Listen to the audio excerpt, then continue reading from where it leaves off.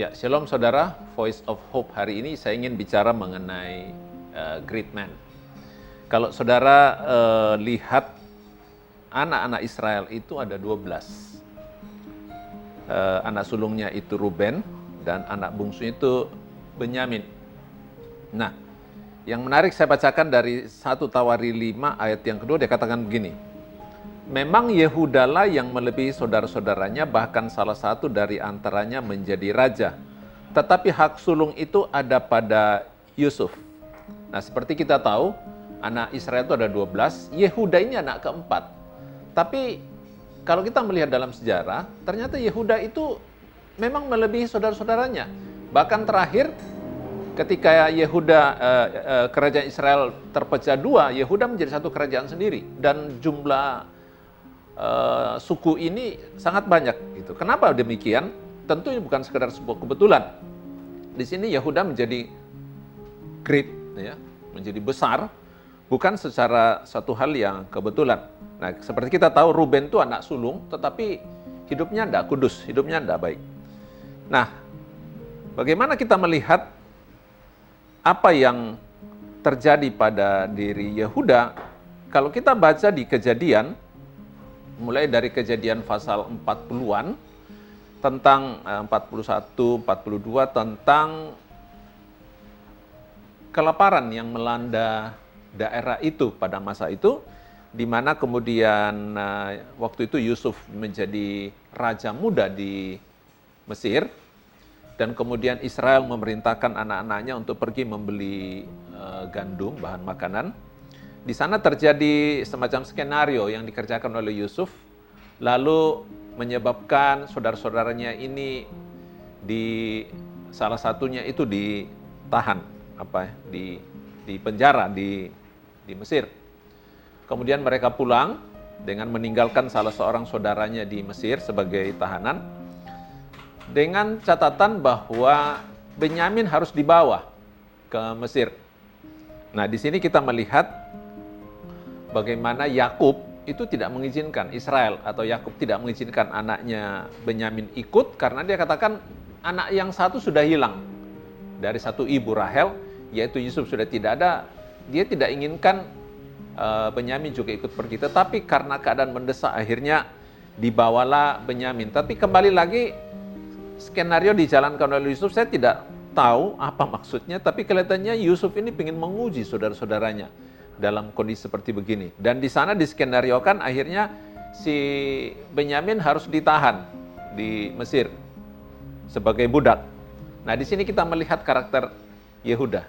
Bagaimana kemudian Yehuda itu tampil, dia mengambil alih.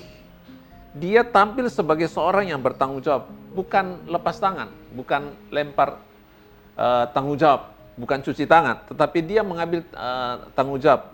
Singkatnya kalau kita baca di Kejadian 44 ayat 4, ketika dia membela adiknya, dia katakan begini, Kejadian 44 ayat 43, oleh sebab itu baiklah hambamu ini, jadi si Yehuda ini menawarkan diri kepada Yusuf. Waktu itu dia kan tidak tahu kalau Yusuf itu saudaranya. Dia katakan begini, oleh sebab itu baiklah hambamu ini tinggal menjadi budak tuanku menggantikan anak itu, dan biarlah anak itu bersama-sama dengan saudara-saudaranya pulang ke tanah Kanaan. Dia katakan, sebab masakan aku pulang kepada ayahku apabila anak itu tidak bersama-sama dengan aku. Aku tidak akan sanggup melihat nasib celaka yang akan menimpa ayahku. Saudara, Yehuda tentu tidak tahu bahwa itu adalah Yusuf, bahwa ini semua sebenarnya sekedar sebuah skenario. Tetapi kita melihat di dalam keadaan terjepit begitu, dia bukan tipe orang yang melepaskan tanggung jawab. Malah dia ambil tanggung jawab, walaupun tanggung jawab ini sesuatu yang menjadi budak seumur hidup. Bisa dibayangkan, kehilangan sesuatu, sebetulnya itu bukan tanggung jawab dia. Seharusnya itu tanggung jawab Ruben sebagai anak sulung.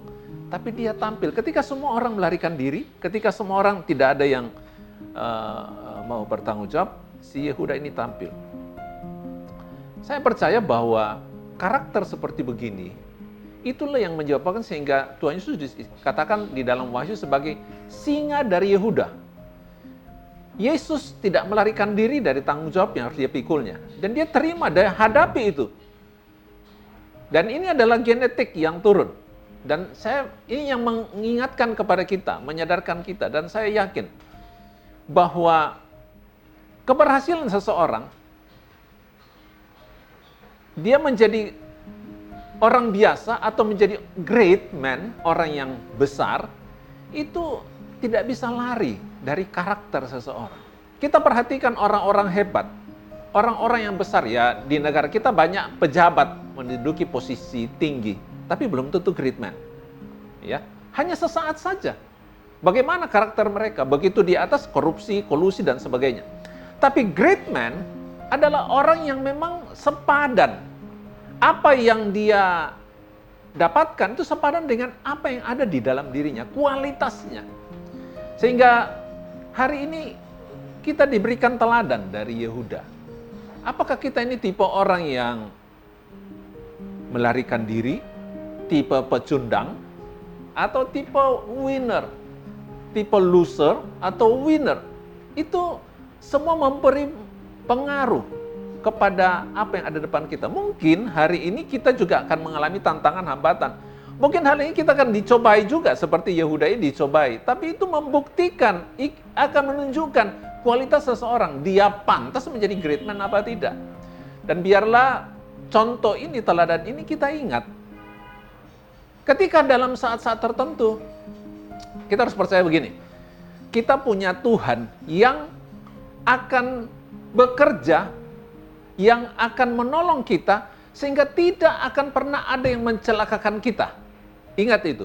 Tidak ada yang akan membuat kita seperti kasus Yehuda, yang akan akhirnya menjadi tawanan, menjadi budak, dan mati dalam keadaan sia-sia di Mesir. Itu tidak akan terjadi.